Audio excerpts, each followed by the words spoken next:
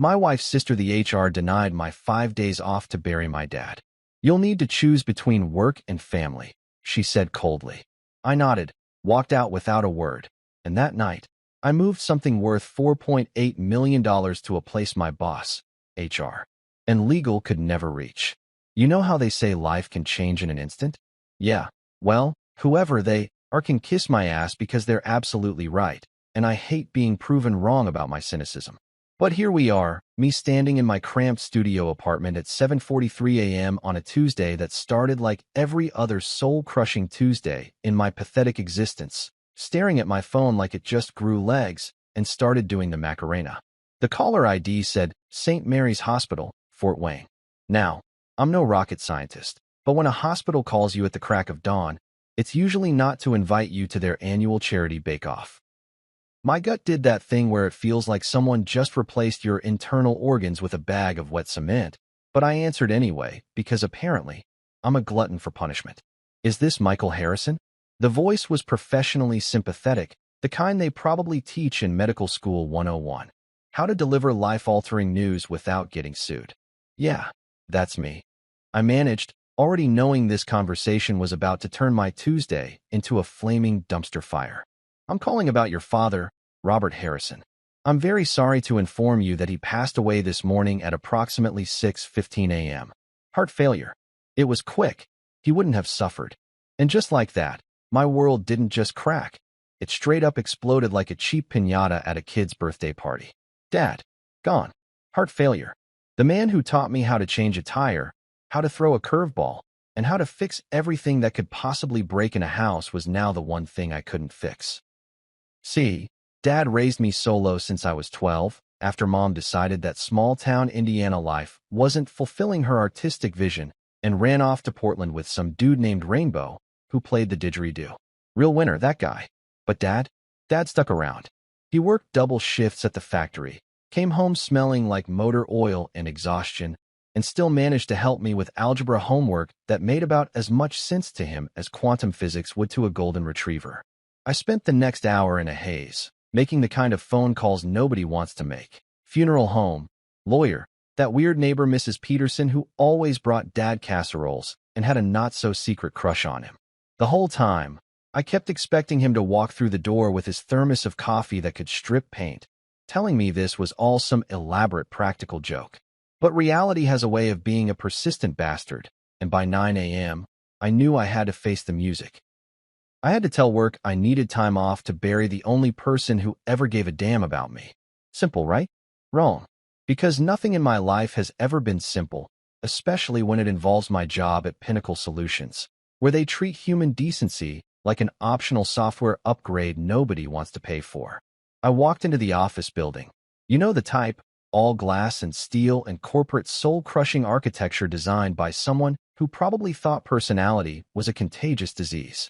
The elevator played that generic music that makes you question your life choices, and by the time I reached the third floor, I was already mentally preparing for battle. HR was located in what I like to call the Department of Crushing Dreams, a sterile beige wasteland decorated with motivational posters that were about as inspiring as a root canal. I knocked on the door, expecting to see Janet, the usual HR drone who looked like she subsisted entirely on diet yogurt and other people's misery. Instead, I got Sabrina, my sister-in-law, my wife Lisa's sister, the same Sabrina who came to our wedding and gave a toast about family always being there for each other. The same Sabrina who borrowed my truck last month to move her boyfriend's drum kit and returned it with an empty gas tank and mysterious stains on the seats. She looked up from her computer with that expression people get when they're trying to look important. You know, eyebrows slightly raised, lips pursed like they're contemplating the mysteries of the universe instead of probably just browsing Facebook.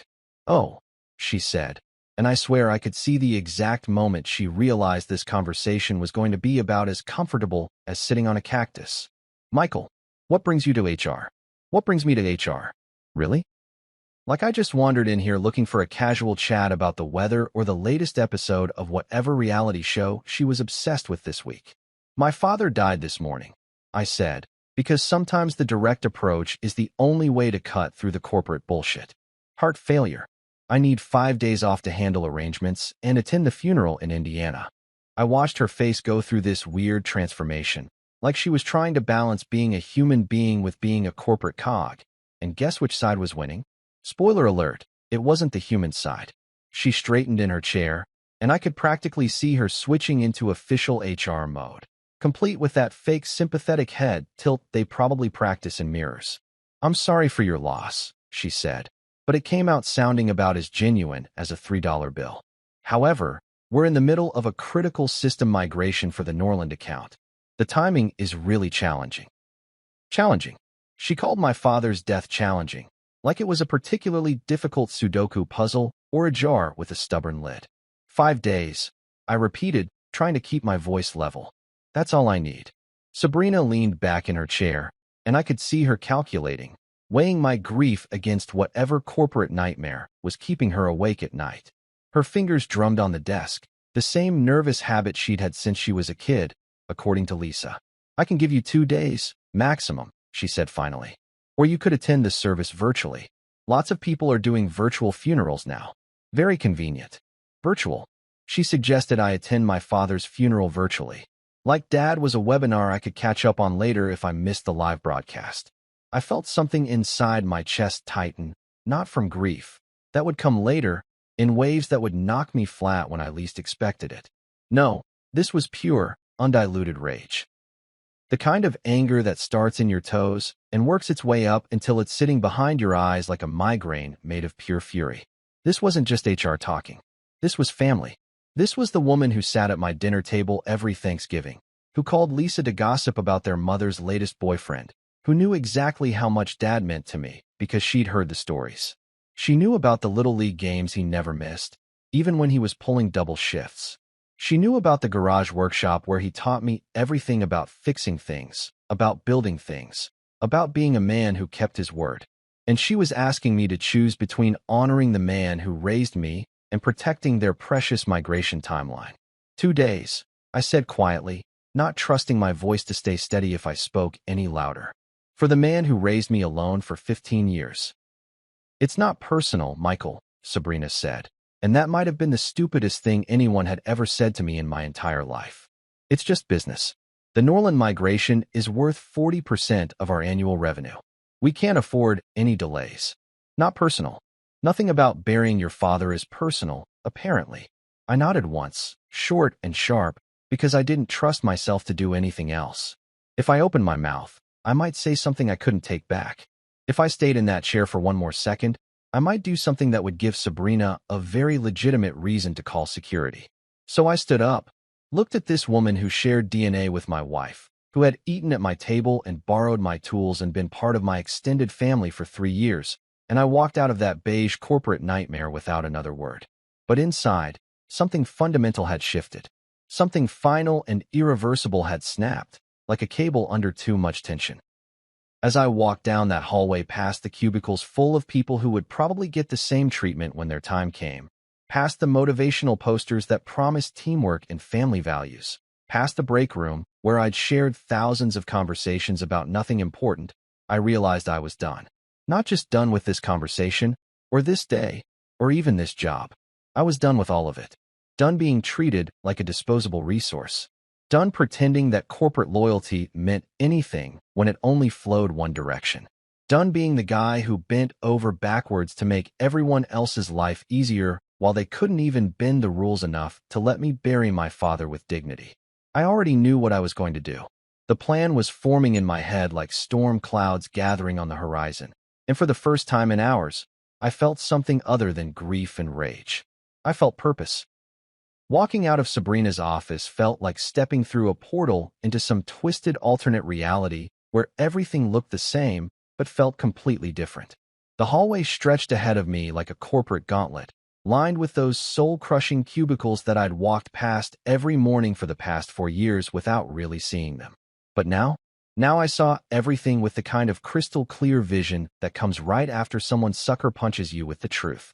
The first thing that hit me was how absolutely lifeless everything looked. I mean, I'd always known this place was about as inspiring as a morgue, but I'd gotten used to it the way you get used to the smell of garbage if you live next to a dump long enough. Now, though, it was like someone had turned up the contrast on my eyeballs, And I could see this place for what it really was. A beige purgatory designed to slowly drain the will to live from anyone unfortunate enough to spend 8 hours a day here. The motivational posters were the worst part. Teamwork, because sometimes you can't do it all yourself. Yeah, tell that to my father, who raised me single-handedly while working 60-hour weeks at a factory that treated him like a machine part with a social security number. Persistence, the hard work you do after you're tired of doing the hard work you already did. That one was my personal favorite, probably written by some consultant who'd never done a hard day's work in their life and charged the company 50 grand to come up with that philosophical gem. But the real kicker was seeing my coworkers. These people I'd shared coffee breaks with, complained about deadlines with, celebrated birthdays with in the break room with sheet cake that tasted like sweetened cardboard. Now they all looked like extras in some dystopian movie about corporate zombies. Susan from accounting walked by, with her fake smile plastered on so tight, it probably required surgical intervention to remove. Dave from marketing gave me his usual, "How's it going, buddy?" wave, the same gesture he'd been making for 4 years without ever actually wanting to know how it was going. And there was Jennifer, the office manager who always bragged about how Pinnacle Solutions was like a family. Yeah, well, if this was a family, it was the kind that leaves you at a gas station during a road trip and doesn't realize you're missing until they're 3 states away. She looked up from her desk as I passed, probably wondering why I looked like I'd just wrestled with a bear and lost. But I kept walking because the last thing I needed was another dose of corporate sympathy. These people had no idea that I'd just been told to choose between burying my father and protecting their precious deadlines. They had no clue that the woman they probably thought was just doing her job had basically told me that my grief was inconvenient and could I please schedule it for a more appropriate time? To them, this was just another Tuesday, another day of pushing papers and attending meetings about meetings and pretending that what we did here actually mattered. But I knew better now. I knew that every single one of them would face the same choice someday, and they'd get the same corporate double talk about challenging timing and business needs. They'd be told that their personal tragedies were inconvenient, that their human needs were secondary to whatever client was threatening to take their business elsewhere that quarter. The cubicles looked like prison cells, each one equipped with the standard issue monitor, keyboard, and fake plant that was supposed to make the environment more welcoming. Half the motivational posters were peeling at the corners, which seemed about right for a company that talked a big game about employee satisfaction, but couldn't even be bothered to maintain their own propaganda properly.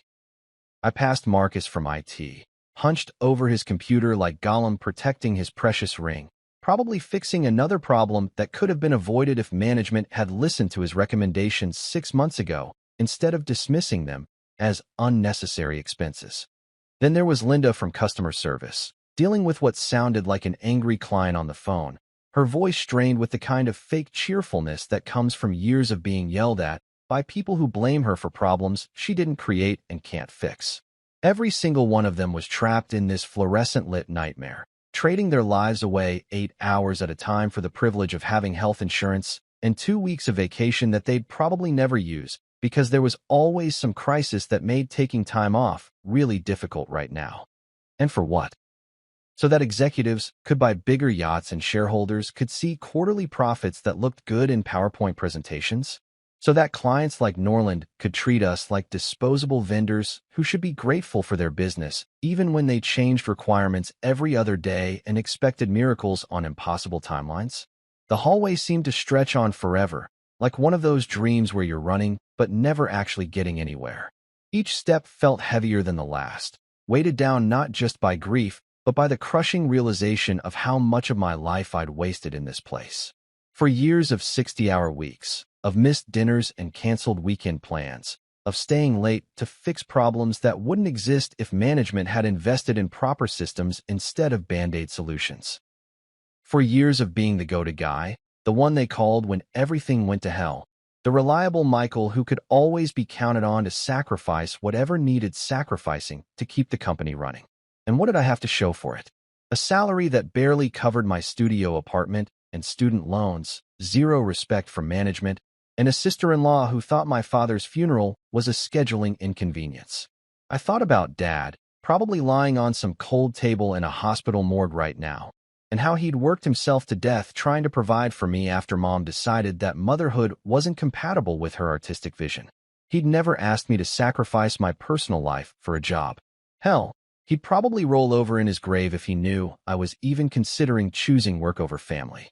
But that was the thing. I wasn't considering it anymore. As I walked down that endless hallway of corporate mediocrity, past the fake plants and peeling posters and zombie coworkers, I could feel something crystallizing in my chest. Not just anger, though there was plenty of that. This was something colder, more focused. This was the moment when you stop being the victim and start being the guy with the plan. Because here's the thing they didn't know about reliable Michael, the guy who always bent over backwards to make their lives easier. I'd been building something. For years, while they were focused on quarterly reports and migration deadlines, I'd been creating systems and accumulating knowledge that they took for granted. I'd been documenting processes and developing tools and collecting access codes and building relationships with clients who trusted me more than they trusted the company. I'd been making myself indispensable, and they just reminded me exactly how dispensable they thought I was. The parking lot was visible through the windows now, my beat-up Honda sitting under the buzzing security lights like a faithful dog waiting for its owner. For the first time in hours, I felt something that wasn't grief or rage. I felt possibility. I felt power. They'd just made the biggest mistake of their corporate lives, and they didn't even know it yet. I kept walking, not to my desk, but straight toward the exit, toward my car, toward whatever came next. Because for the first time in 4 years, I wasn't thinking about what they needed from me. I was thinking about what I was going to do to them. 2 in the morning has always been my witching hour, that dead zone between late night and early morning when the world feels like it's holding its breath. Most people are either fast asleep or passed out drunk, but me? I've always done my best thinking when the rest of the world shuts up for a few hours. Tonight was no different, except everything was different, if that makes any goddamn sense. I sat in my studio apartment, and I use the term apartment loosely because it's basically a glorified closet with a Murphy bed and a kitchenette that wouldn't qualify as adequate storage space in most people's garages. The grief was there, sitting on my chest like a fat cat that refuses to move, making every breath feel like work. Dad was gone. That reality kept hitting me in waves, like someone was playing the world's cruelest game of whack-a-mole with my emotions. But underneath the grief, something else was brewing. Something cold and calculating that I'd never felt before, like discovering you have a muscle you never knew existed and finding out it's stronger than you imagined. My laptop sat open on the card table that served as both my dining room and home office. The screen's blue glow was the only light in the apartment, casting weird shadows on walls that were painted that special shade of beige that landlords use when they've given up on life. For a normal person dealing with normal grief, this would be the time to browse through photo albums or call relatives or do whatever healthy people do when someone they love dies. But I wasn't opening photo folders or grief counseling websites. I was staring at something much more interesting, my personal vault. See, here's what Sabrina and Julian and all the other corporate ladder climbers at Pinnacle Solutions didn't understand about me. While they were busy playing office politics and kissing asset company mixers, I'd been building something. Not for them, for me. Because I learned a long time ago that the only person you can really count on is yourself. And if you're not looking out for your own interests, sure as hell nobody else is going to do it for you. The vault wasn't some dramatic movie hacker bullshit with scrolling green text and ominous music. It was just a heavily encrypted folder structure that I'd been maintaining for the past 4 years, tucked away in a corner of my personal cloud storage where corporate IT would never think to look. But what was inside that folder? That was where things got interesting. For years of proprietary integration keys that I'd developed during late-night troubleshooting sessions when the company's half-assed systems inevitably broke down. Fallback scripts that I'd written to fix problems that management insisted didn't exist until they needed fixing at 3 in the morning. A complete library of client contracts, vendor agreements, and technical specifications that existed nowhere else because our brilliant leadership thought documentation was unnecessary overhead. And the crown jewel, a comprehensive database of every workaround, patch, and custom solution I'd developed to make their Frankenstein's monster of a system actually function. Stuff that took me years to figure out, solutions that saved the company literally millions of dollars in downtime and lost contracts, fixes for problems that would have taken anyone else months to solve. All of it sitting pretty in my personal vault, encrypted tighter than a nun's. Well, you get the idea. I leaned back in my cheap desk chair, the kind that squeaks every time you breathe and makes you question your life choices, and started doing some mental math. Conservative estimate?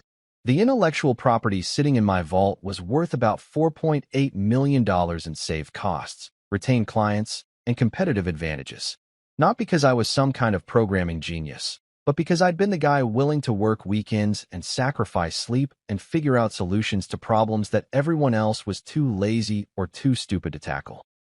Dad's voice echoed in my head from one of our garage nights, back when I was 16 and helping him rebuild a transmission for the third time because we couldn't afford to buy a new one. Build it so strong, it'll outlive you, son. That's how you know you did it right. He'd been talking about engine blocks and brake systems, but the principle applied to everything. I'd built my knowledge base so thoroughly, so completely, that it had become indispensable. The problem was, I'd been building it for a company that treated me like a disposable resource. Time to change that dynamic. I cracked my knuckles, a nervous habit I'd picked up from Dad, who used to do the same thing before starting any big project, and got to work. First step, create a complete backup of everything in the vault. Not just copying files, but creating a redundant, geographically distributed backup system that would make Fort Knox look like a cardboard box with a sticky note that says, "Please don't steal." The files compressed nicely into encrypted packages, each one password protected and divided across multiple offshore servers. I'm talking servers in countries that don't give a shit about American corporate law and have privacy policies that would make the Swiss jealous. Places where Pinnacle's army of lawyers could threaten and posture all they wanted, but they'd have about as much legal authority as my neighbor's chihuahua. While the uploads processed, I started working on the second part of my plan, the Great Disappearing Act. Every file, every script, every piece of custom code that I developed over the past 4 years started getting systematically removed from Pinnacle's servers. Not deleted, that would leave traces. Moved. Relocated. Transferred to locations where corporate IT would never find them. It was like performing surgery with a sledgehammer, except the patient was a company that had just told me my father's funeral was inconvenient, and I was the surgeon who'd stopped caring about bedside manner. The beauty of it was in the details. I wasn't stealing anything that belonged to the company. Everything in my vault was stuff I developed on my own time, using my own resources, solving problems they hadn't even acknowledged existed. I was just relocating my personal property to a more secure location. By 4 a.m., the transfer was almost complete. Gigabytes of irreplaceable knowledge and custom solutions, all flowing out of Pinnacle's reach like water through their fingers. The company drives that had once contained my life's work now held nothing but a simple text file with a message that would give Julian nightmares for months, removed by original author. No backup available. I sat back and stretched, feeling something I hadn't felt in years, complete control. For once, I wasn't reacting to someone else's crisis or fixing someone else's mistakes or sacrificing my personal life for someone else's deadline. I was making a proactive decision based on my own interests and priorities. The grief was still there, sitting heavy in my chest like a stone. Dad was still gone, and no amount of corporate revenge was going to bring him back. But for the first time since that phone call from the hospital, I felt like I was honoring his memory instead of letting it be trampled by people who couldn't see past their next quarterly report. As the sun started creeping through my blinds, painting everything in that weird orange light that makes even the shittiest apartment look somewhat presentable, I closed my laptop and finally allowed myself to smile. They'd just learned what Dad tried to teach me in that garage all those years ago. If you build something strong enough, it'll outlive you. And if you're smart enough, you can make sure it outlives your enemies too. You know that feeling when you wake up after making a life-altering decision and for about 3 seconds you're not sure if it was all a fever dream? Yeah, well, the buzzing chainsaw sound coming from my phone at 6:47 a.m. reminded me that my late-night digital heist was very, very real. The screen lit up like a Christmas tree on steroids. 17 missed calls, 43 text messages, and enough email notifications to crash a small server. Sabrina's name dominated my call log like she was auditioning for the role of most annoying person on earth. Julian had called 6 times in the past hour, which was probably a personal record for him since he usually communicated exclusively through passive-aggressive emails and disappointed sighs.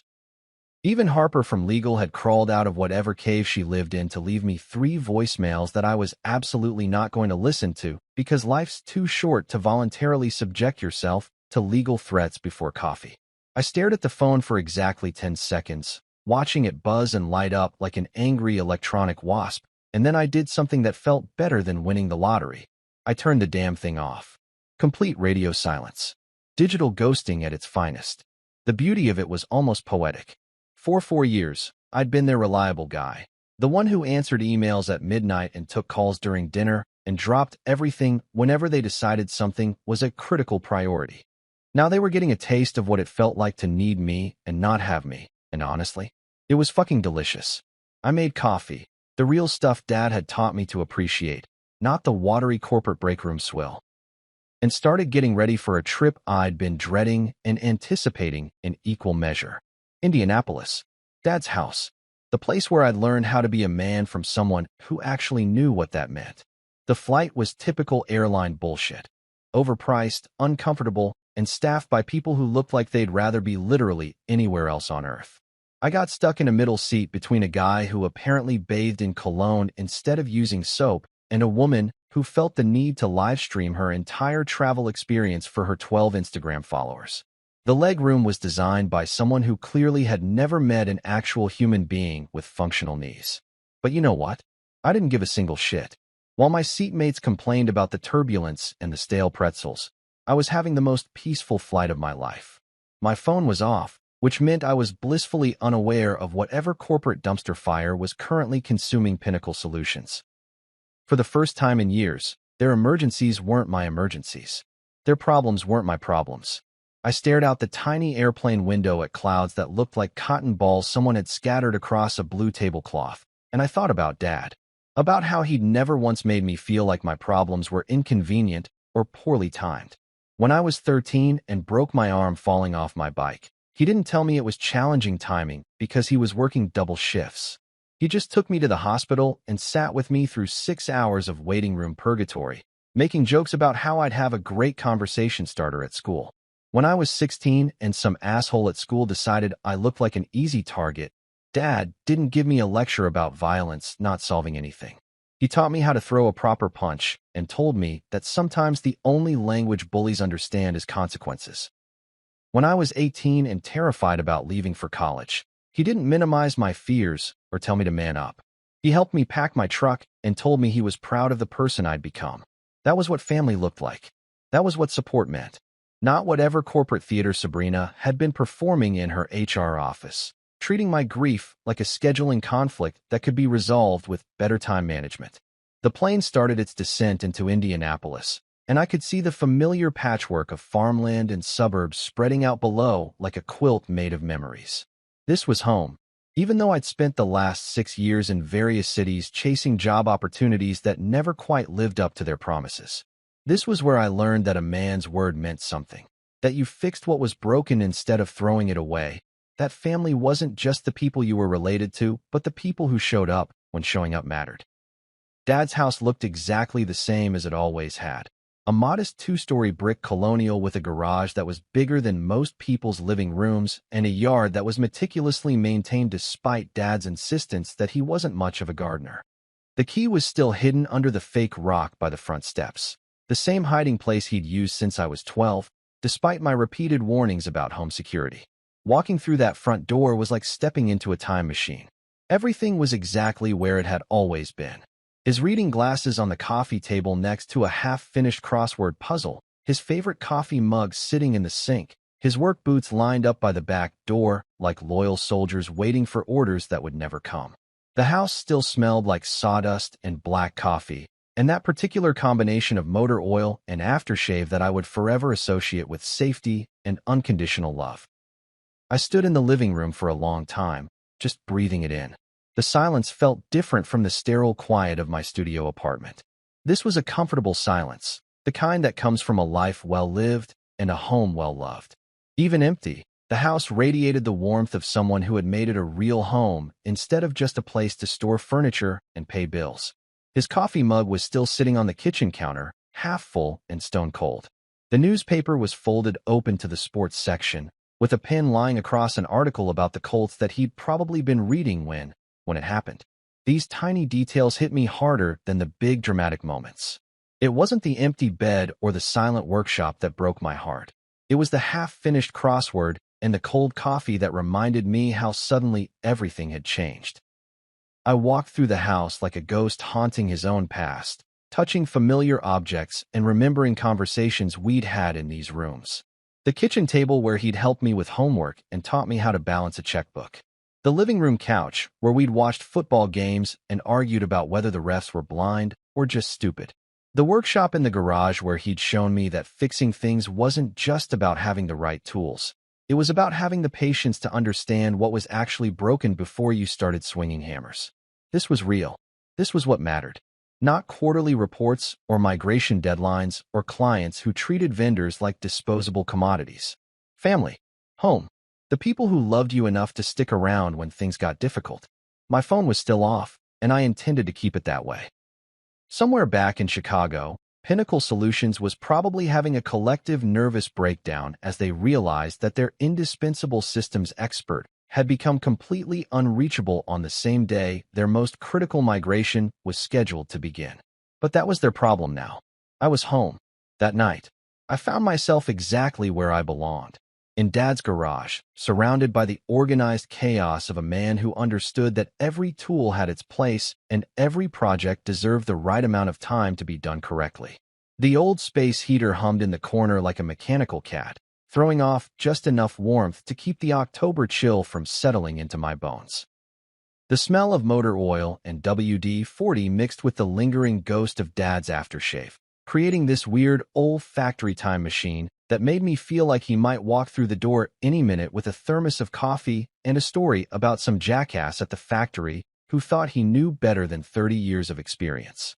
I'd set up my laptop on Dad's workbench, right between his collection of socket wrenches and a carburetor he'd been rebuilding for Mrs. Peterson's ancient Buick.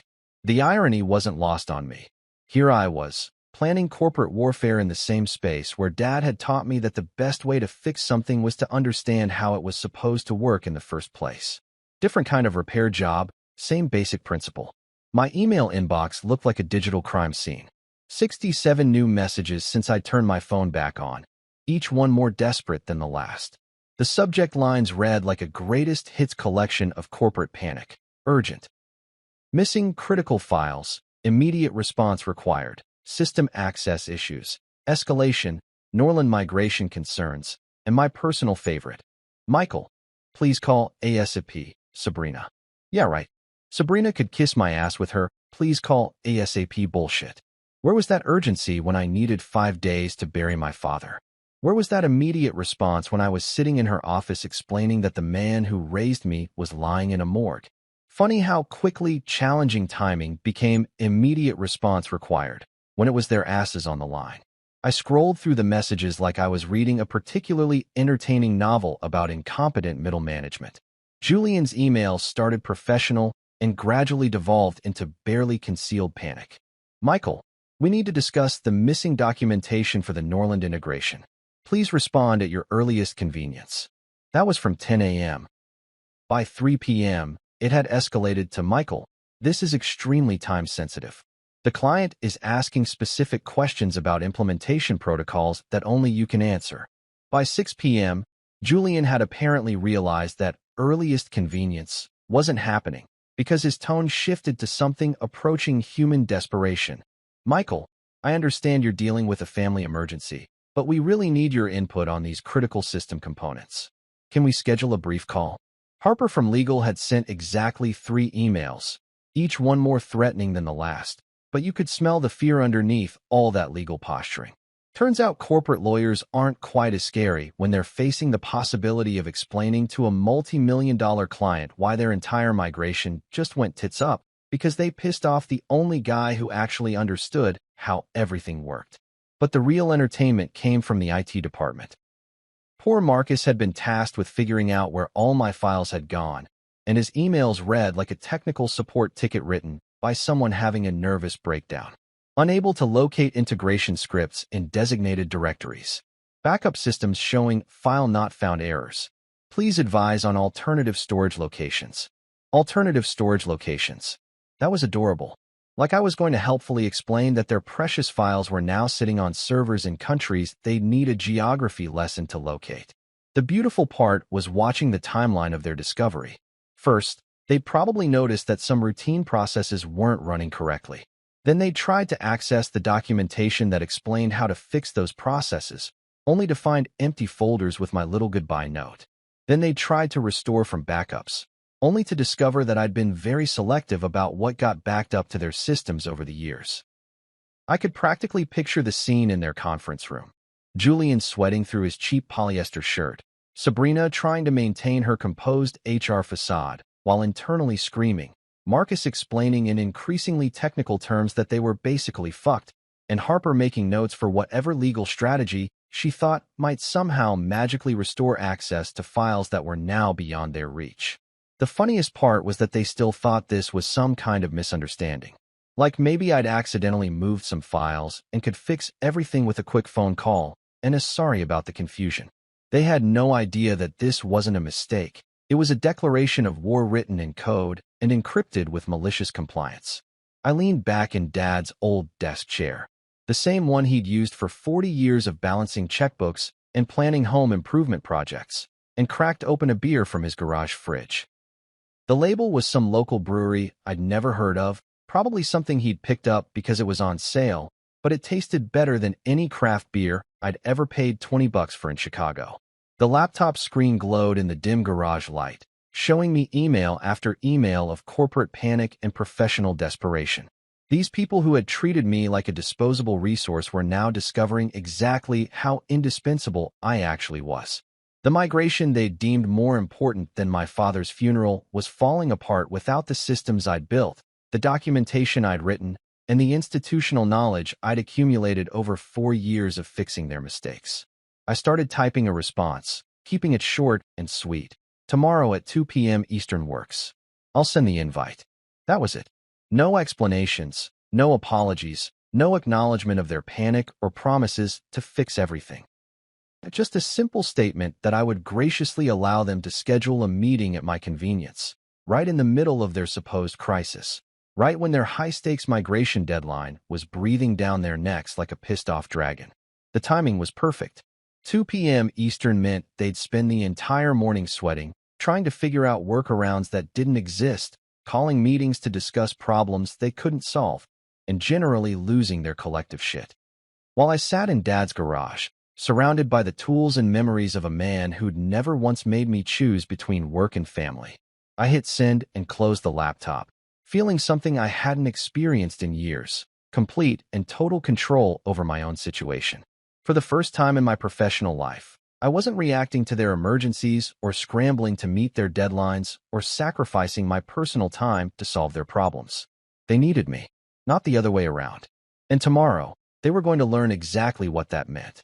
I raised my beer toward the empty space where Dad's spirit probably lingered, somewhere between the tool chest and the half-finished Buick carburetor. Here's to building things so strong they outlive you, old man. And here's to finally using that strength against the people who never appreciated it. The garage settled into comfortable silence, broken only by the steady hum of the space heater and the distant sound of my enemies discovering what it felt like to truly need someone they'd just told to go fuck themselves. It was going to be a very interesting meeting. At exactly 2 p.m. Eastern, I logged into the video call from Dad's kitchen table, sipping coffee from his favorite mug, a faded blue thing with "World's Greatest Dad" printed in letters that had seen better decades. The irony of drinking from that particular mug while about to financially castrate the people who'd told me his funeral was inconvenient wasn't lost on me. In fact, it felt like having Dad's blessing for what I was about to do. The first face to appear on my screen was Julian's, and holy shit, the man looked like he'd been hit by a truck driven by his own incompetence.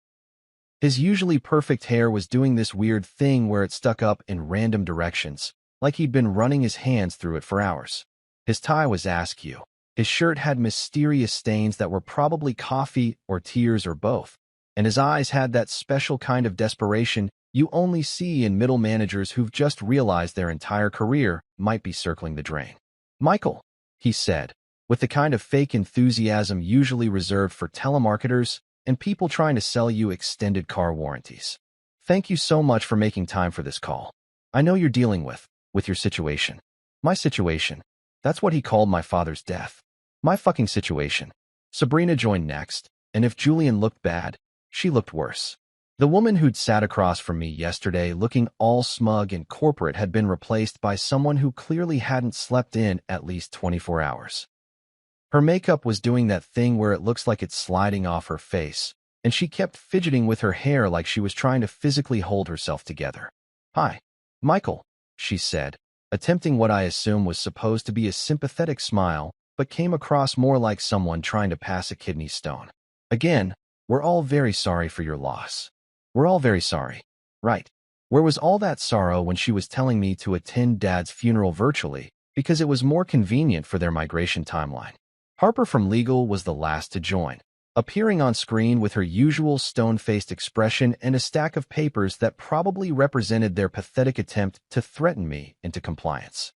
She looked like she'd rather be literally anywhere else, which was fair because she was about to watch her colleagues get professionally eviscerated, and there wasn't a damn thing her law degree could do to stop it. "So," Julian began, clearing his throat like he was about to deliver the Gettysburg Address instead of begging for help from an employee he'd just kicked in the teeth. "We're having some technical difficulties with the Norland migration, and we were hoping you could help us understand what's happening with some of the documentation and system files." Technical difficulties. That was rich, like calling the Titanic's encounter with that iceberg a minor navigation issue. I took another sip of coffee and let the silence stretch until it became uncomfortable. Dad had taught me that sometimes the most powerful thing you can do is absolutely nothing, and watching these three squirm while they waited for me to speak was more entertaining than cable TV. "What seems to be the problem?" I finally asked, knowing full well what the problem was because I was the problem. Julian launched into this rambling explanation about missing integration scripts and backup failures and client concerns, trying to make it sound like some kind of mysterious technical glitch instead of the systematic removal of my personal intellectual property. Sabrina kept nodding along like she understood what he was talking about, which was adorable since she probably thought a database was something you used to catch fish. "The thing is," Julian continued, "we can't seem to locate any of the custom solutions you developed for the integration protocols.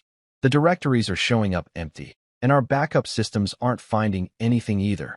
"Huh," I said, leaning back in Dad's kitchen chair. "That's weird." Harper finally spoke up, her voice carrying that special lawyer tone that's designed to intimidate people who don't know any better. "Michael, we need to discuss the ownership and location of company intellectual property. The files in question were developed during company time using company resources." And there it was, the legal threat I'd been waiting for. I almost smiled, but I managed to keep my expression neutral while I mentally prepared to destroy her argument with facts. "Actually, Harper, that's not accurate," I said, keeping my voice calm and professional. "The files you're looking for were developed during my personal time, using my personal equipment, to solve problems that weren't even acknowledged as existing in any official capacity. They represent my personal methodology for addressing system integration challenges." I watched her face change as she realized that her legal strategy had just run headfirst into something called reality. "See, here's what these corporate assholes never understood. I'd been careful. Every single solution in my vault had been developed off the clock, on my own laptop, solving problems they'd refused to officially recognize. You can't claim ownership of intellectual property that addresses problems you insist don't exist."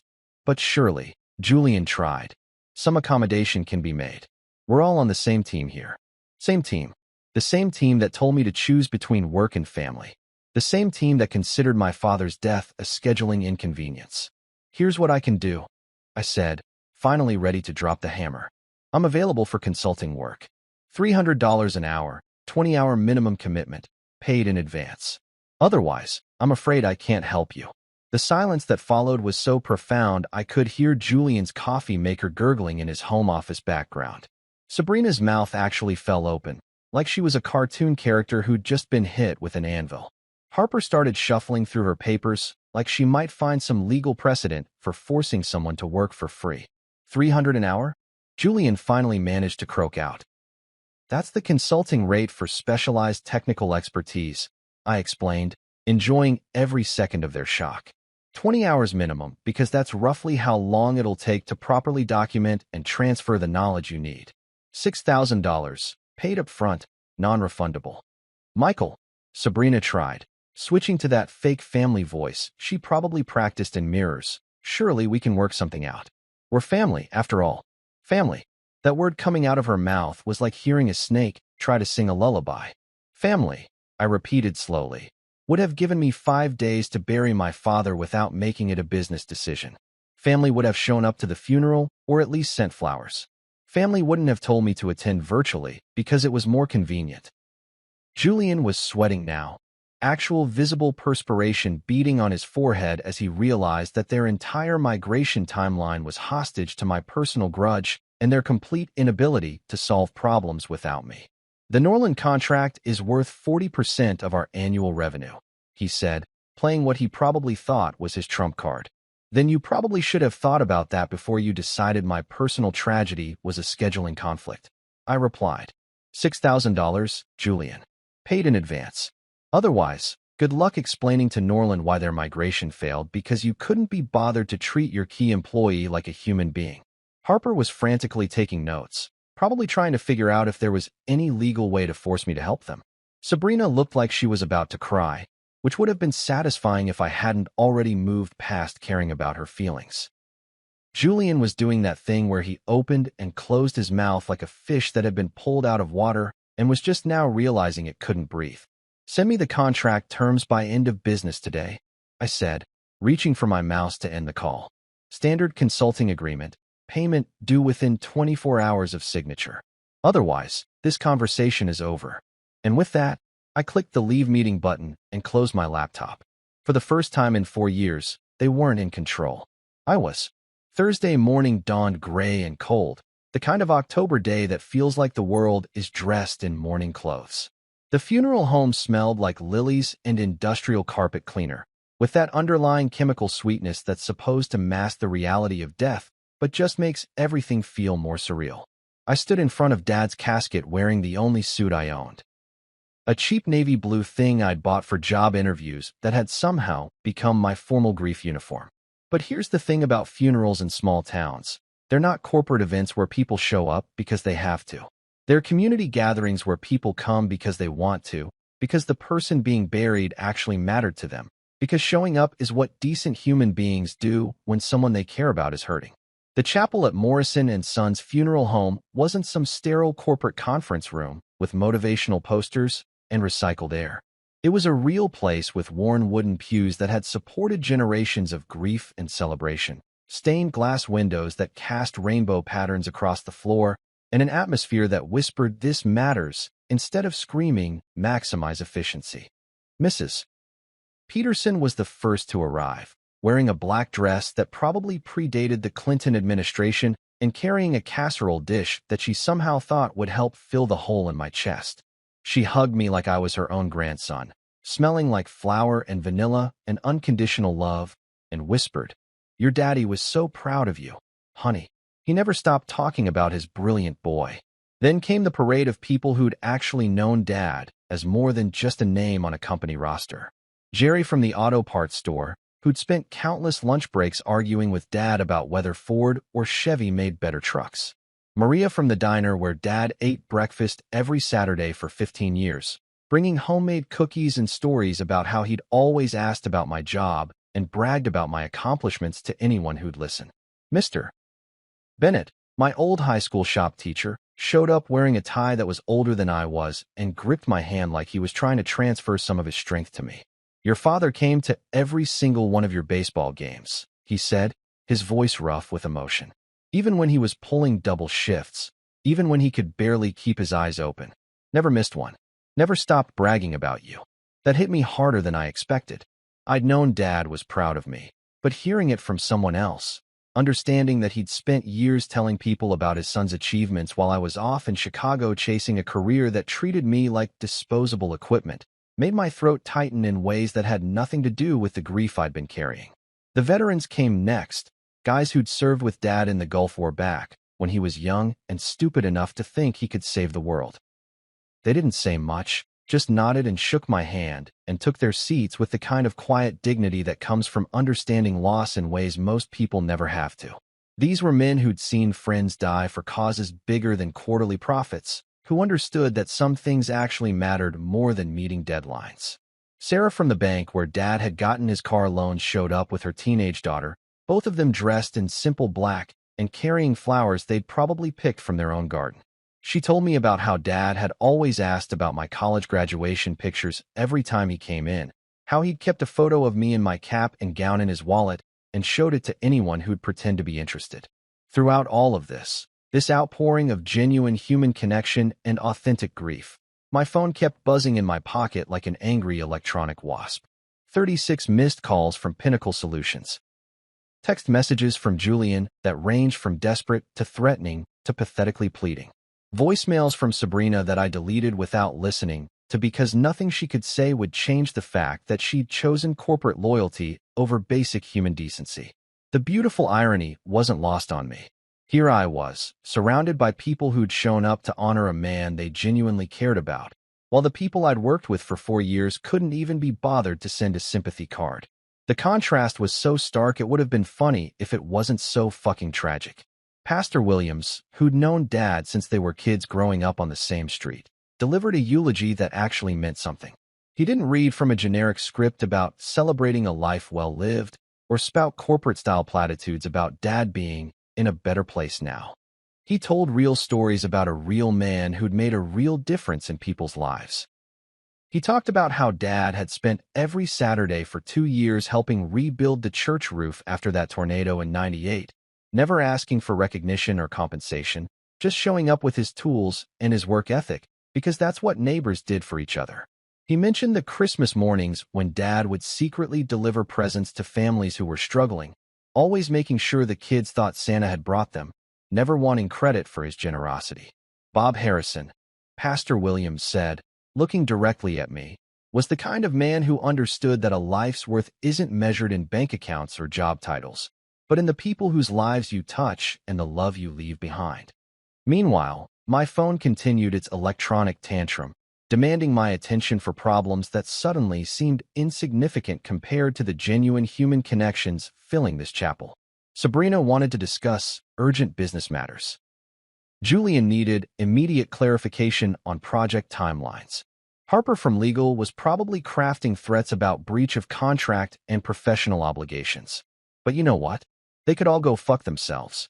This day belonged to Dad, to the people who'd actually cared about him, to the community that had supported both of us through the years when corporate America was just a distant concept that had nothing to do with real life. As we filed out to the cemetery, Mrs. Peterson linked her arm through mine like she was afraid I might collapse, and Mr. Bennett walked on my other side, creating this protective bubble of genuine human warmth that made the cold October air bearable. The veterans formed an informal honor guard, not because anyone asked them to, but because it was the right thing to do for a man who'd served his country and his community with equal dedication. At the graveside, as Pastor Williams spoke about dust returning to dust and eternal rest, I felt something settle in my chest that wasn't grief or anger, but a kind of peaceful certainty. This was what mattered. These people, this love, this community that showed up when showing up was hard. This was real life. Everything else was just corporate theater performed by people who'd forgotten what it meant to be human. My phone buzzed one more time as they lowered Dad's casket into the ground, and I reached into my pocket and turned the damn thing off completely. Pinnacle Solutions and their urgent business matters could wait. The man who'd taught me everything important about being a decent human being deserved better than having his funeral interrupted by people who'd proven they didn't understand the first thing about decency. For once in my adult life, I was exactly where I belonged, surrounded by people who understood that some things, love, loyalty, respect, family, couldn't be outsourced or optimized or scheduled for maximum efficiency. They were sacred, and Dad's funeral was sacred too, whether my corporate overlords understood that or not. Friday morning, I fired up my laptop in Dad's garage with the same methodical precision he'd used to organize his tools. Everything in its place, every action deliberate, every outcome planned 3 moves ahead. The consulting contract had arrived in my inbox at 11:47 p.m. the night before. Julian and the gang apparently burning the midnight oil to get their legal ducks in a row. $6,000 wired to my account by 8 a.m. as agreed. No negotiation, no corporate bullshit about processing times or approval workflows. Funny how quickly money moves when their asses are actually on the fire. I'd set up the perfect workspace for my triumphant return as a highly paid consultant. Dad's workbench became my command center, surrounded by the tools of a man who'd spent 40 years fixing things the right way, taking his time, doing it once so he wouldn't have to do it twice. The old space heater hummed its familiar tune, casting that warm orange glow that made everything feel like home and revenge in equal measure. At exactly 9 a.m., I opened the video call to find 3 faces that looked like they'd been hit by a freight train made of pure panic. Julian had dark circles under his eyes that suggested he'd spent the night stress-eating gas station coffee and questioning every life choice that had led him to this moment. Sabrina looked like she'd been crying, which would have been satisfying if I hadn't moved beyond caring about her emotional state somewhere around the time she told me my father's funeral was inconvenient. Harper from legal was there too, probably hoping to find some loophole that would magically restore their access to files that were now living their best life on servers in countries that don't extradite for intellectual property disputes. "Good morning," I said, taking a sip of coffee from Dad's mug like I was starting just another pleasant Friday morning instead of about to perform corporate surgery without anesthesia. "So, what seems to be the problem?" Julian launched into this rambling explanation about the Norland migration timeline, how they discovered additional complications overnight, how the client was asking increasingly specific technical questions that nobody on their current team could answer. He kept using phrases like unexpected challenges and unforeseen technical obstacles, which was corporate speak for, "We're fucked and we have no idea how to unfuck ourselves." "Let me share my screen," I said, clicking into their system with the kind of casual authority that comes from being the guy who built half their infrastructure from scratch. "Let's take a look at what we're dealing with here." What we were dealing with was a clusterfuck of epic proportions.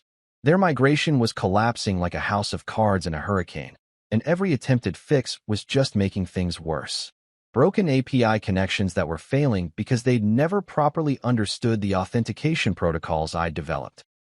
Database queries that were returning garbage because they'd tried to modify my custom scripts without understanding how they actually worked. Integration pathways that were completely severed because the documentation they needed was sitting pretty in my personal vault, totally beyond their reach. I started walking them through the problems, one by one, with the patience of a kindergarten teacher explaining basic arithmetic to children who'd never seen numbers before. "See this error message here?" I said, highlighting a particularly spectacular failure. "This is happening because your integration script is trying to authenticate using deprecated credentials. The system updated to a new authentication protocol 6 months ago, but the documentation for that change was stored in what you're now calling missing files." Sabrina had the audacity to ask, "Can't we just use the old authentication method?" I actually laughed. Not a polite chuckle, but a genuine belly laugh that probably echoed through Dad's garage like he was enjoying the show from wherever good mechanics go when they die. "Sabrina, honey, that's like asking if we can use a rotary phone to send text messages. The old system doesn't exist anymore. It's been deprecated, decommissioned, and deleted." Julian tried to maintain some semblance of authority. "Surely there's a workaround, some alternative approach we can implement quickly." "Oh, there are workarounds," I said, clicking through screen after screen of cascading failures. About 15 different ones, actually. All of them documented in excruciating detail in files that used to exist on your servers, but have mysteriously vanished. Funny how that works. I spent the next hour systematically documenting every single failure point in their migration, explaining in technical terms that sounded impressive but boiled down to "you're screwed because you treated the guy who built this like disposable garbage." Every broken connection, every failed authentication, every corrupted data stream could be traced back to systems and solutions that I developed and they'd taken for granted. This particular error, I continued, highlighting another spectacular failure, is caused by a hard-coded pathway that bypasses your standard backup protocols. I built it 3 years ago when your primary servers crashed during the Henderson account migration. Remember that? When I worked 36 straight hours to save a contract worth $2 million. The same weekend I was supposed to be at my cousin's wedding. The silence that followed was thick enough to cut with one of Dad's precision saw blades. They remembered, all right. They remembered expecting me to sacrifice my personal life to save their asses, and they probably remembered the pathetic bonus they'd given me afterward. A few $100 and a certificate that said Employee of the Month, like I was working at a fucking McDonald's. The fix for this particular issue, I continued, requires access to integration keys that are stored in what your IT department has classified as unrecoverable personal files. The documentation for implementing these fixes is approximately 47 pages long and includes step-by-step instructions, flowcharts, and troubleshooting protocols that took me 8 months to develop and test. Julian was frantically taking notes, probably hoping to memorize solutions that would take him years to understand. Could you walk us through the implementation process? I could, I said, leaning back in Dad's chair with the kind of casual confidence that comes from holding all the cards in a poker game where everyone else is bluffing with Go Fish cards. But that would require significantly more than the 20 hours we've contracted for. We're talking about complete system reconstruction, not just troubleshooting. You'd need at least 60 hours of consulting work, probably more. I watched their faces change as the math hit them. 60 hours at $300 per hour. Plus the complexity of trying to understand systems they'd never bothered to learn while I was building them. They were looking at $18,000 minimum, just to get back to where they'd been before they decided my father's funeral was a scheduling conflict. There has to be another way, Sabrina said, and I could hear the desperation creeping into her voice like water through a cracked foundation. There is, I said, checking my watch with theatrical precision. You could have treated your key employee like a human being instead of a disposable resource. But that ship sailed about the time you told me to attend my father's funeral virtually because it was more convenient for your timeline. Harper finally spoke up, probably figuring this was her moment to earn those legal fees. Michael, surely you understand that this situation affects more than just management. There are innocent employees whose jobs could be at stake. You're absolutely right, Harper, I said, nodding seriously. There are innocent employees whose livelihoods depend on this company's success. Employees who trusted management to make good decisions, to treat people fairly, to understand that the company's most valuable assets aren't the computers or the software licenses. They're the people who make everything work. I paused, letting that sink in like oil into concrete. Unfortunately, those innocent employees work for management that chose to prioritize corporate policies over basic human decency. That's not my problem. That's yours. The hour was almost up, and I could see Julian glancing at the clock like a student watching the minutes tick by before a final exam he hadn't studied for. Sabrina looked like she wanted to say something, probably some variation of the family guilt trip she'd already tried, but she seemed to understand that ship had sailed, sunk, and been devoured by corporate sharks. Our time is up for today, I announced, reaching for my mouse. Same time Monday if you want to continue. I'll send you an updated assessment of the additional consulting hours required over the weekend. Wait, Julian said, panic creeping into his voice. Can't we extend today's session? We're so close to understanding the scope of the problems. Not in the contract, I replied, clicking the leave meeting button. 2 hours per session, my schedule, my terms. Just like we agreed. As their faces disappeared from my screen, I leaned back in Dad's chair and smiled. For the first time in my professional life, I was the one setting boundaries, dictating terms, and walking away when the conversation was over. It felt fucking fantastic. 2 weeks later, I was sitting in Dad's kitchen reading the morning paper, an actual physical newspaper, because Dad had believed that real news came on real paper, not through some algorithm designed to make you angry enough to click more ads, when my phone rang. The caller ID said Julian Martinez, and I almost didn't answer because I'd grown quite fond of the peace and quiet that came with being my own boss on my own schedule. But curiosity got the better of me. Plus, I'd been wondering when they'd finally swallow their corporate pride and come crawling back with whatever desperate Hail Mary they'd cooked up in their executive panic room. Michael. Julian's voice came through the speaker, and he sounded like a man who'd spent the last 14 days gargling with broken glass and disappointment. Thank you for taking my call. I know you're busy with everything. Everything.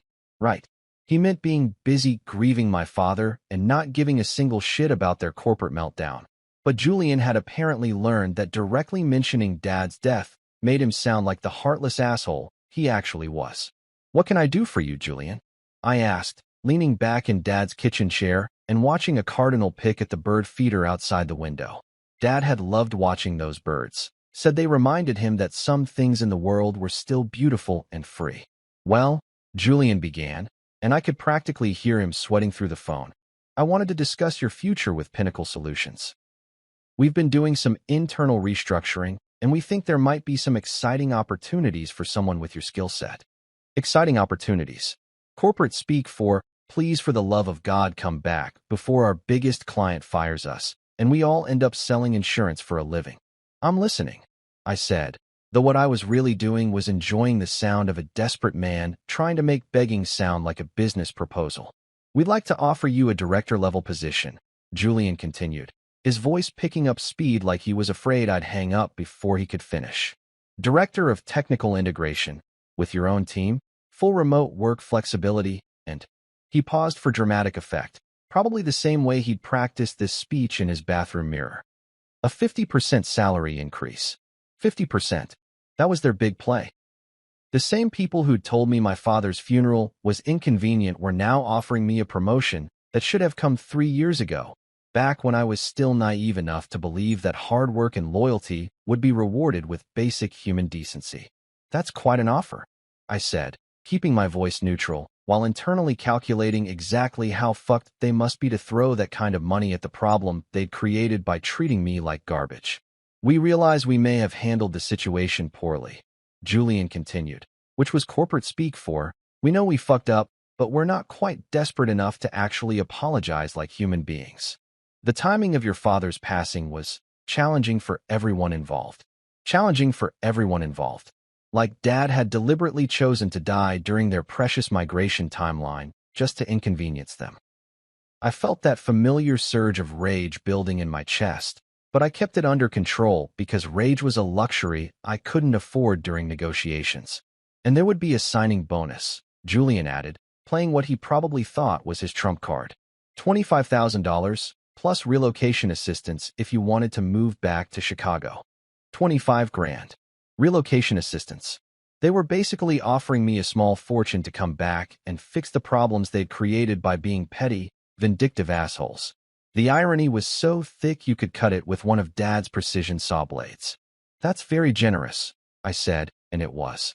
Financially speaking, it was probably the best offer I'd ever received in my professional life. It was also too little, too late, from people who'd proven they only valued me when they needed me. We want you to know that we value your contributions to the company, Julian continued, really laying it on thick now. Your technical expertise is, well, it's irreplaceable. Irreplaceable. Now I was irreplaceable. Funny how my value had skyrocketed the moment their biggest client started making noises about taking their business elsewhere. For 4 years, I'd been replaceable enough to work 60-hour weeks for mediocre pay and zero respect. Now, suddenly, I was irreplaceable enough to merit a director title and a 50% raise. The problem was, they weren't offering this because I'd earned it. They weren't offering it because they'd suddenly developed respect for my work or appreciation for my contributions. They were offering it because they were terrified. Terrified that Norland would walk away and take 40% of their revenue with them. Terrified that other clients would start asking questions about their technical capabilities. Terrified that word would get out about how they'd treated their most valuable employee and no competent technical professional would ever want to work for them again. I appreciate the offer, Julian, I said, standing up and walking to the kitchen window where Dad's bird feeder was still attracting cardinals and blue jays and other creatures that understood the value of freedom. But I need you to understand something. Of course, he said, probably thinking I was about to negotiate for even more money or better benefits or some other corporate perk that could be quantified in a contract. You're not offering me this promotion because I earned it. I continued, watching a blue jay chase a smaller bird away from the feeder, nature's version of corporate hierarchy. You're not offering it because you've suddenly realized my value or developed respect for my contributions. You're offering it because you're scared. The silence on the other end of the line was so complete, I could hear Julian's air conditioning running in the background. He'd probably been expecting negotiation, not a philosophical discussion about the nature of workplace respect and human dignity. You're scared that your biggest client is going to fire you. I continued, warming to my theme like Dad warming up his old truck on winter mornings. You're scared that other clients are going to start questioning your technical capabilities. You're scared that you're going to have to explain to your bosses why your company's most critical systems are failing because you pissed off the only guy who understood how they worked. Michael, Julian tried to interrupt, but I was just getting started. You're scared because you've finally realized that treating people like disposable resources has consequences. That loyalty isn't a one-way street. That you can't build a successful business by grinding up human beings and expecting them to be grateful for the privilege. I could practically hear Julian's brain working, trying to figure out how to respond to an employee who was no longer afraid of being fired, no longer dependent on their approval, no longer willing to accept crumbs in exchange for excellence. But here's the thing, Julian, I said, my voice getting harder as I thought about Dad lying in that hospital morgue while these people were worried about their fucking timeline. I don't want your director position. I don't want your 50% raise. I don't want your signing bonus or your relocation assistance or your remote work flexibility. Then what do you want? He asked, and I could hear the desperation creeping back into his voice like water through a cracked foundation. I want you to understand that this isn't about money, I said, thinking about Dad's funeral, about Mrs. Peterson's casserole and Mr. Bennett's tears and the veterans who'd stood honor guard for a man they'd respected. This is about the fact that when I needed you to be human beings, you chose to be corporate robots instead. Surely we can work something out. Julian tried one more time, playing his last card. There must be some arrangement that would work for everyone. There is, I said, feeling the same calm certainty that Dad must have felt when he was teaching me how to use his tools properly. You could have treated me like a human being instead of a disposable resource. But that ship sailed the moment Sabrina told me to attend my father's funeral virtually because it was more convenient for your timeline. I paused, letting that sink in like oil into concrete. My father raised me to understand that a man's word means something, Julian. That when someone shows you who they really are, you should believe them. You showed me exactly who you are, and I believed you. This is your final decision, he asked, and I could hear the last flicker of hope dying in his voice. This is my final decision, I confirmed, reaching for the end call button. Good luck explaining to Norland why their migration failed because you couldn't manage to treat your key employee with basic human decency. And with that, I hung up and turned off my phone, just like I had during Dad's funeral. Some conversations deserve to end on your own terms, and some bridges deserve to be burned so thoroughly that even the ashes disappear. 3 weeks after I told Julian to go fuck himself in the most professional way possible, I was sitting in Dad's garage, sanding the walnut pendant he'd never finished for me, when my phone buzzed with a text from Lisa. My wife, or ex-wife, depending on how you counted things since she'd moved in with her mother after our last fight about my attitude problem, had apparently been getting some interesting updates from her sister Sabrina about the ongoing corporate apocalypse at Pinnacle Solutions. Norland pulled out. The text read, Sabrina says 3 other clients are reconsidering their contracts. Thought you should know. I set down Dad's sandpaper, the fine grit stuff he'd used for finishing work, and actually smiled for the first time in weeks. Not the bitter, vengeful smile I'd been wearing during my consulting sessions, but a genuine expression of satisfaction that felt like justice served at exactly the right temperature. Norland had pulled out 40% of Pinnacle's annual revenue, gone like smoke in the wind because they couldn't figure out how to complete a migration without the guy they'd told to choose between work and family. The empire that Sabrina had been so eager to protect, the sacred migration timeline that was more important than my father's funeral, had crumbled like a house of cards in a hurricane made of their own incompetence and arrogance. I picked up the pendant again, feeling the smooth walnut warm under my fingers the way Dad's hands had probably warmed it during all those evenings he'd spent working on it in this same garage. It was a simple piece, Nothing fancy or elaborate, just a small oval of rich brown wood with clean lines and perfect proportions. Classic dad. No unnecessary flourishes, no wasted effort, just solid craftsmanship that would last generations. The irony wasn't lost on me that I was finishing his final project while his former employer was learning what happened when you treated people like disposable parts instead of human beings. Dad had spent 40 years building things that lasted, creating value through skill and dedication and giving a shit about quality. Pinnacle Solutions had spent 4 years extracting value from people like me, grinding us up and expecting us to be grateful for the privilege. Guess which approach turned out to be more sustainable? My phone buzzed again. Another text from Lisa. Sabrina's having panic attacks. Mom says she might get fired. I felt a brief flicker of something that might have been sympathy, but it died pretty quickly when I remembered sitting in that beige HR office, listening to my sister-in-law explain why my father's death was a scheduling inconvenience. Panic attacks were tough, sure, but they were survivable. Dad's heart failure? Not so much.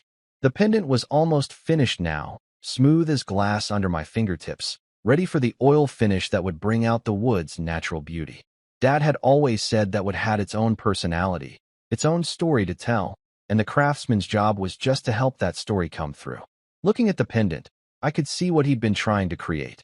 Something simple, beautiful, and permanent in a world full of cheap, disposable garbage.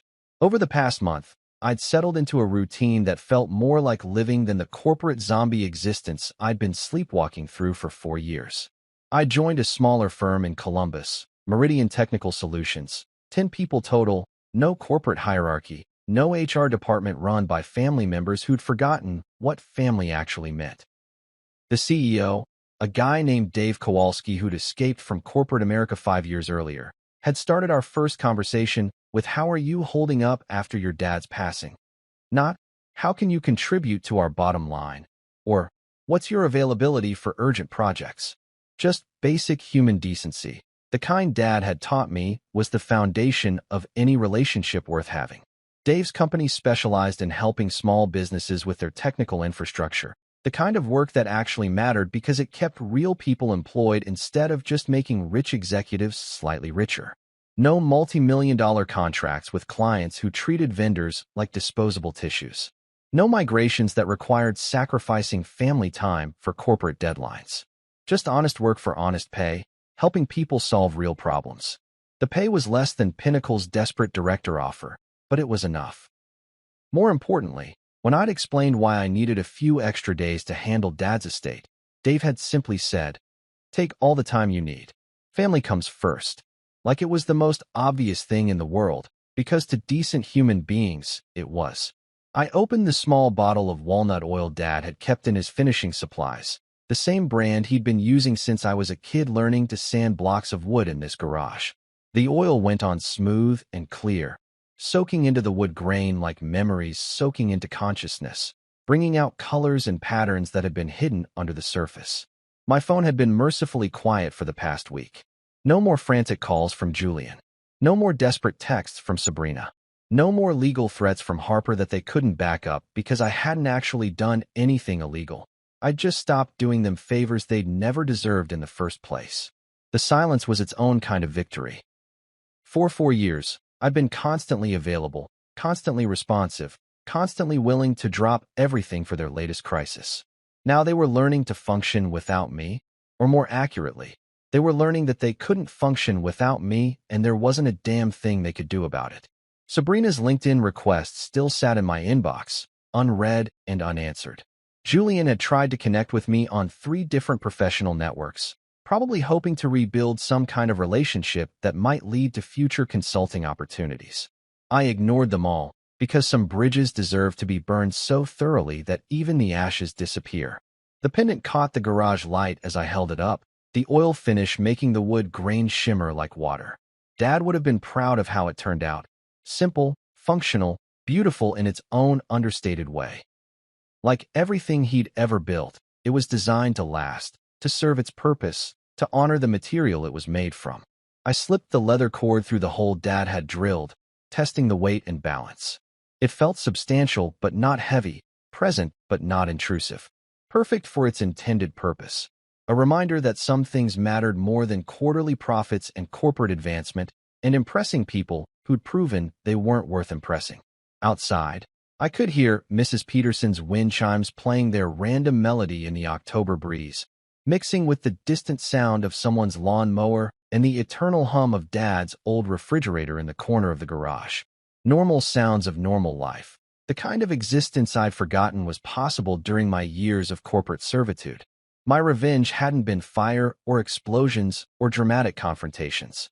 It had been something much more devastating: silence. Silence backed by 4 years of accumulated expertise and $4.8 million worth of intellectual property they couldn't touch. Silence that let them discover exactly how dependent they'd become on someone they treated like a disposable resource. The best part was that it was permanent. Even if they somehow managed to rebuild their technical capabilities, even if they found another sucker willing to work 60-hour weeks for mediocre pay and zero respect, they'd always know that their downfall had been caused by their own choices. Their own decision to prioritize corporate policies over basic human decency. I put the pendant around my neck, feeling the smooth walnut settle against my chest like a physical reminder of everything Dad had taught me about building things that lasted, treating people with respect, and never forgetting that work was just work, but family was forever. Somewhere in Chicago, Pinnacle Solutions was probably holding emergency meetings and crisis management sessions and all the other corporate theater that companies perform when they finally realize the consequences of their own actions. But that was their problem now, not mine. I had better things to do than worry about the professional fate of people who'd told me to attend my father's funeral virtually because it was more convenient for their timeline. I had a life to build, the right way this time.